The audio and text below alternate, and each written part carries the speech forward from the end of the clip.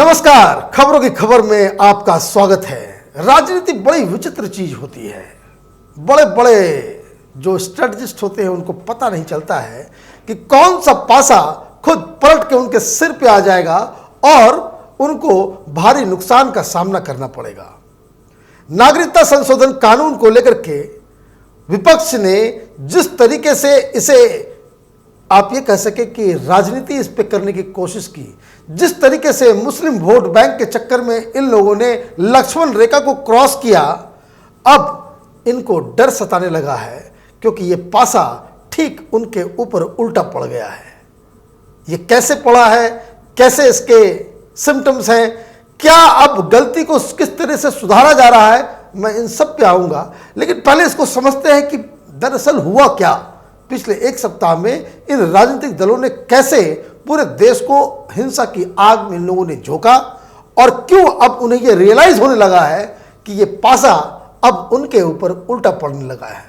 वो मैं इसलिए कह रहा हूं कि अब तो विरोध प्रदर्शन के साथ साथ इस कानून के समर्थन में भी आंदोलन शुरू हो गए हैं। लोग सड़कों पर आने लग गए हैं और एक दो दिन के अंदर में मेरा यह अनुमान है कि जितनी बड़ी भीड़ ये इसके विरोध में लोग निकल रहे थे, अब इसके समर्थन में निकलने वाले हैं और ये पूरा का पूरा मसला हिंदू मुसलमान जो कम्युनल होने वाला है। और इसलिए अब ये जितने भी जो फर्जी सेकुलर पार्टियां हैं जो मुसलमानों के वोट के लिए आपस में गुत्थम गुत्थी कर रहे थे, अब ये अपने अपने बिल के अंदर जो है वो गायब होने वाले हैं, क्योंकि इन्हें पता चल गया है कि इस पूरे आंदोलन का जो फायदा होना है वो अब इन्हें नहीं होना है।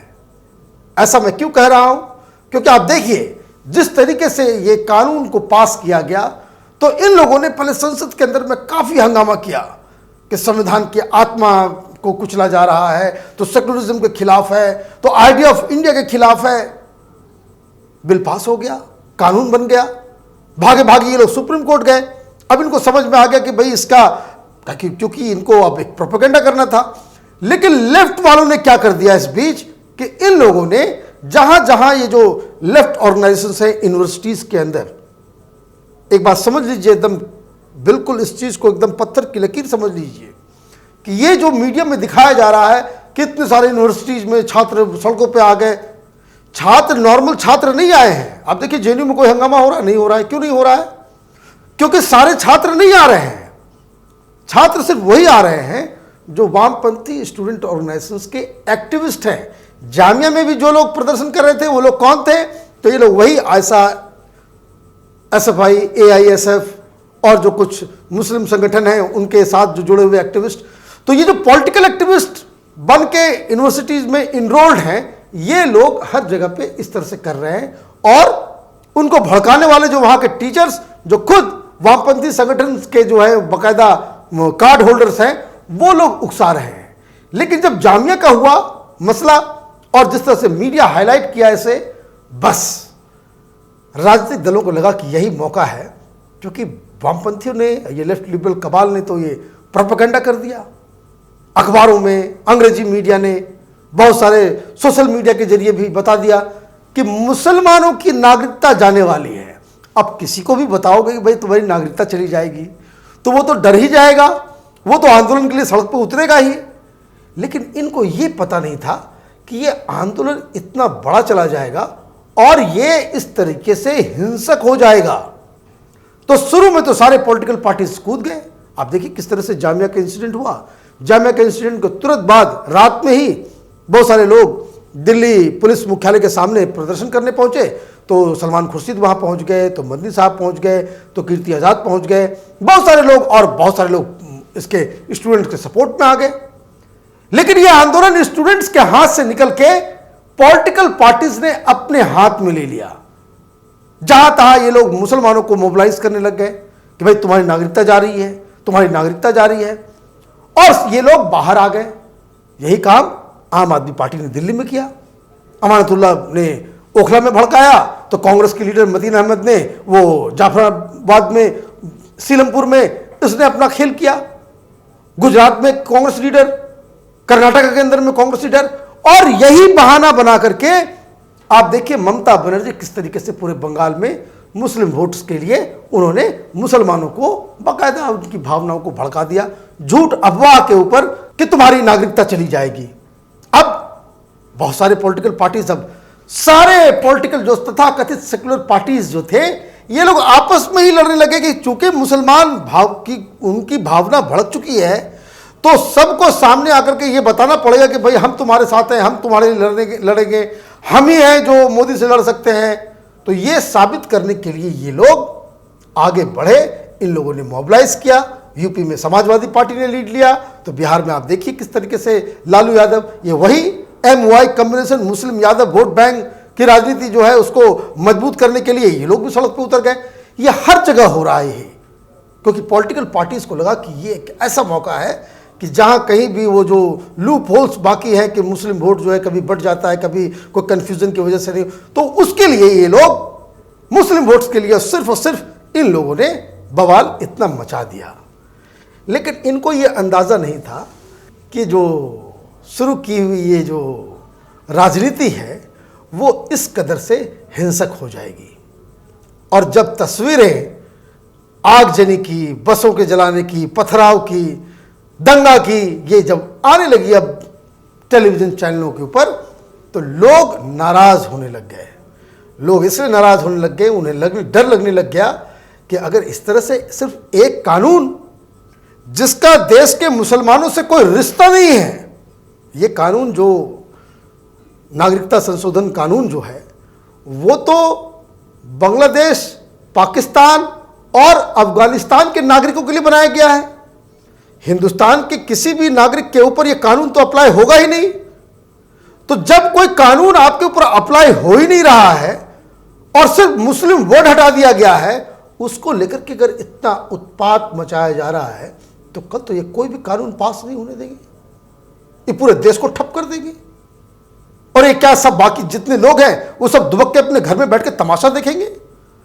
तो आज से ये हो रहा है कि जगह जगह पे CAA के समर्थन में लोग बाहर निकलने लगे हैं और लोगों को समझ में आ गया है कि ये जो विपक्षी पार्टियां हैं, ये सेक्युलरिज्म का जो ढोल पीटती हैं, ये मुसलमानों के वोटों के लिए ये लोग देश को बंधक बनाने के लिए भी तैयार हैं। और ये इनकी वजह से जो तथाकथित सेक्युलर पार्टीज हैं, आप ये देखिए किस तरीके से जो भीड़ है उसमें आम आदमी तो है नहीं।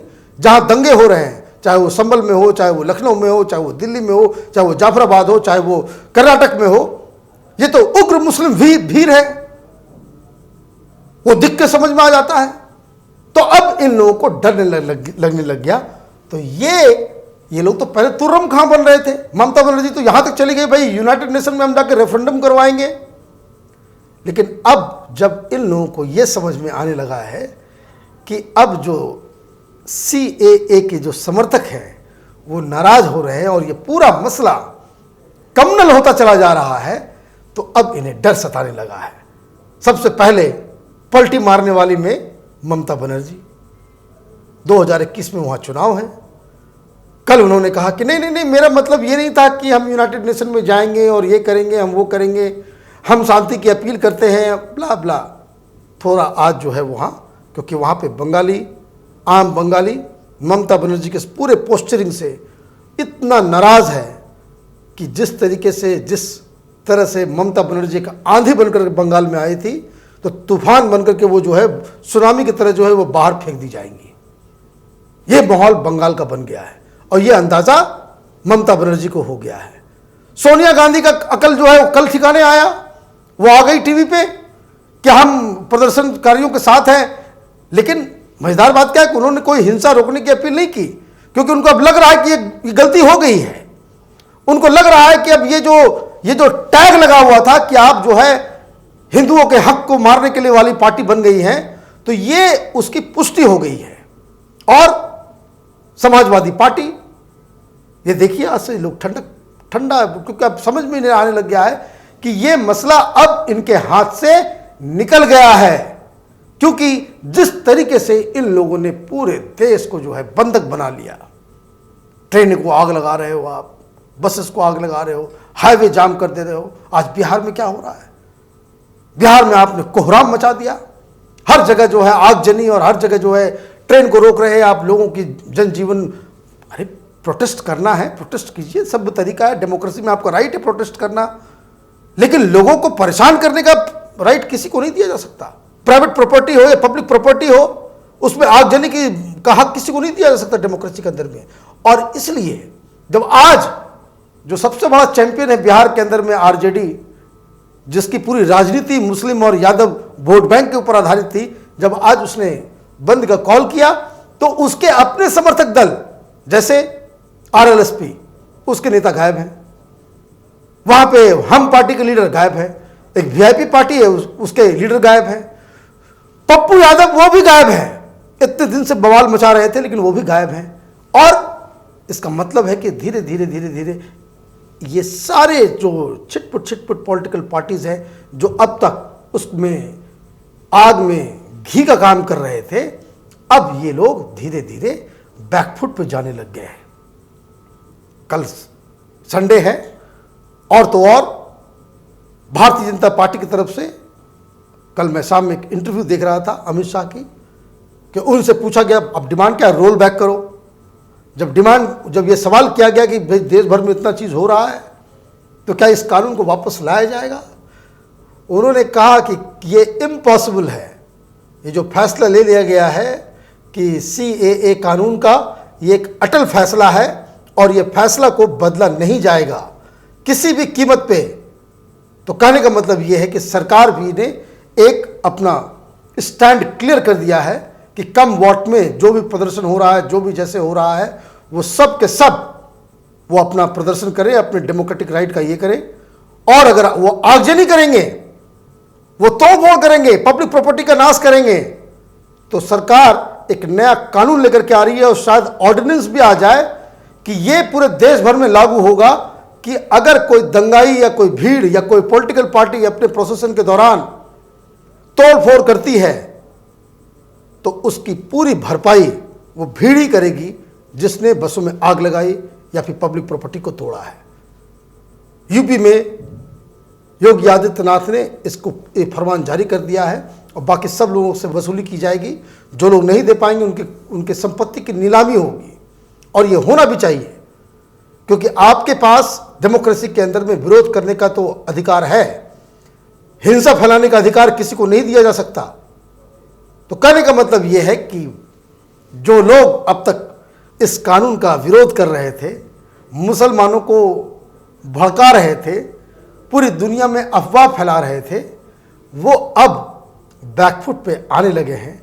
उन्हें डर लगने लगा है कि कहीं ये मसला उस तरीके से ना हो जाए जहां इन पार्टियों को प्रो मुस्लिम पार्टी बाकायदा ब्रांड कर दिया जाए और इनके साथ इनके वोटर्स जो हैं वो नदारद हो जाए।